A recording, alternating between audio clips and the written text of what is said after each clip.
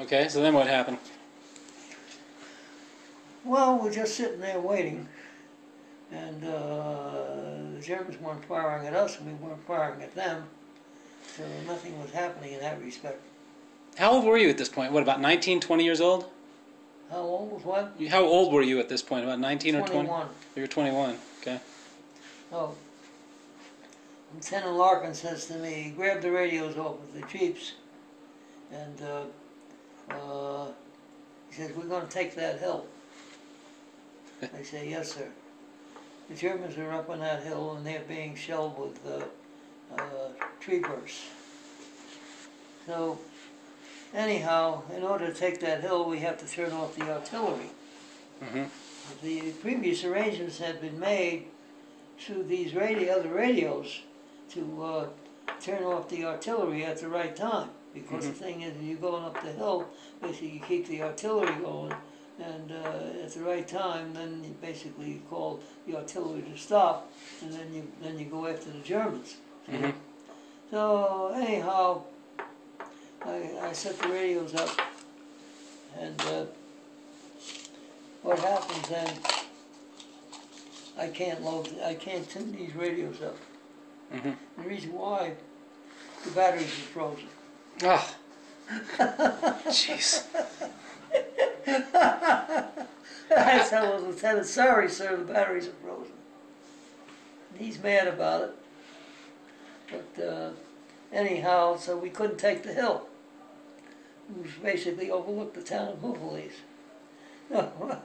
Anyhow, he's mad at me. I think he figured out that maybe I was the one that had the problem with the machine gun or not, I don't know.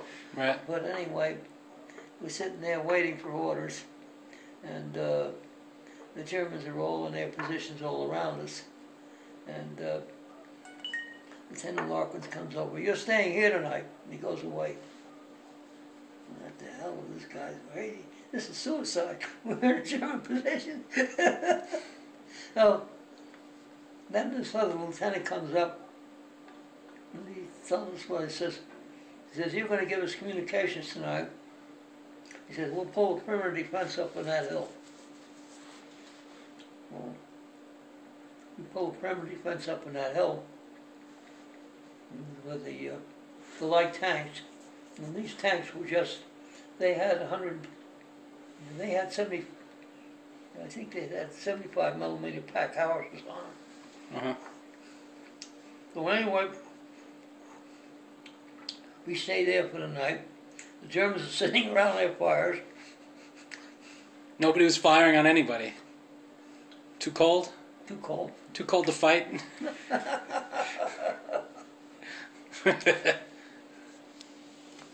So, anyhow, following morning, we go back. And we get back to an area outside of Bastogne. We sent us one unit over to go to Borsey. One armored car, 2 jeeps, and we had 7 men. And we were leaving this airborne infantry unit, and we're going to this town. Give them hell! Give them hell! Hey! Who's saying that? The locals? The infantry units that we were leaving. Oh, I see. All right. But I didn't see them bringing back any prisoners. Was that the 101st? So it was also part of the 101st. You were in the 101st, right? What? You were in the 101st, right? No, we weren't. What were you in? The 101st was another unit. So you were leaving the 101st? We were leaving them. Okay. But you were in the what? We were in the 11th Armored Division. Oh, right. You were in the 11th. Okay. So you were in the 11th, but you were leaving the 101st. Yeah. Okay. Because we're cavalry. Okay, I see. All right. I didn't see them bringing back any prisoners, and the dead heinies all over the place. Oh. And that's not a good sign, huh? we moved into the shack. Wait, hold on a second here. We had the armored car set in a position behind basically a metal shack. And we set up one machine gun basically to cover the field, and we were covering the field with the armored car. So, and in that shack, there were two German officers upstairs, dead. Jeez. All right, and this apparently was some kind of a headquarters unit, because there were German pictures all over the place. Family. So, anyhow, we're pulling shift guards on the armored car, 2 on and 4 off. So we'd always have one man up in the turret. Right. So we put down 2 bedrolls, and we used Parsons' coat because that was the biggest. The armored car. Why was his coat the biggest? He was a big guy. Oh, okay. How are those malted milk balls? Good? Oh, what? How are those malted milk balls? How are the malted milk balls? Oh, they were okay. Yeah, right, so go ahead. So you Well, put down Parsons' coat. Anyhow, we're pulling guard on you, and everything's quiet. The fog is very heavy, especially through the day. You couldn't see across the field. Couldn't see across the road, actually. So, anyway, it was a quiet day. Nothing happening. So, in the evening, towards evening, the armored infantry runs up a hot chow. Okay? So, anyway, I'm in guard in the armored car. Parsons goes to get his chow, and he tells me, I said, let me get my chow first. So he goes and gets his chow, and then he relieves me, and then I go to get my chow. In the meantime, these guys, I forget who his name was. Anyways, these guys, some of these guys were pretty innovative. They managed to scratch up a stove and set the pipes up so that the thing is they could get some heat in that shack. All right.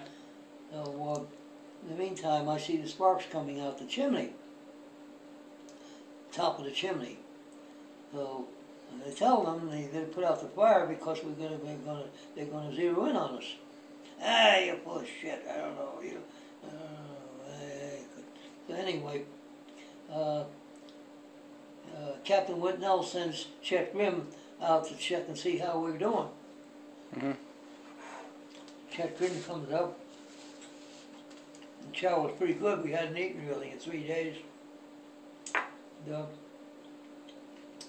So Chet says, let's go back and get some more. I was skeptical, but I said, okay. So Chet and I go back to get in line, 5 feet apart. So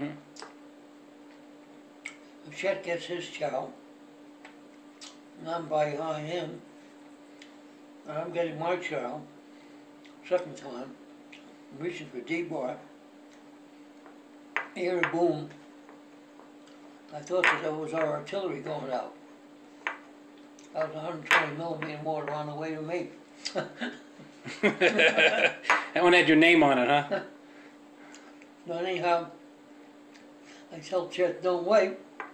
And he turns around, and then that shell hits behind me, and hits me in the thigh.